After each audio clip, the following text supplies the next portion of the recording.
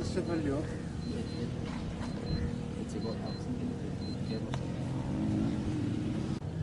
هذا اللي دعك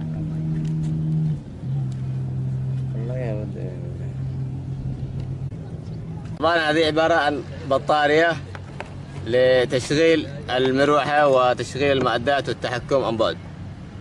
يتم تشغيل المروحة عبر هذا الموصل، وأيضا هذا الموصل الهوائي للاستقبال البث عن بعد والتحكم بالطيران المسير، وأيضا هذا التشغيل العام وأمر كابلات وموصلات ومغناطيسية وغير ذلك. هذه الطائرة مكوناتها قطع خارجية عبارة عن قطع موردة من إيران، وبخبراء إيرانيين يتم تصنيع هذه الطائرة بصنع محلي وإرسالها للتجسس والاستطلاع.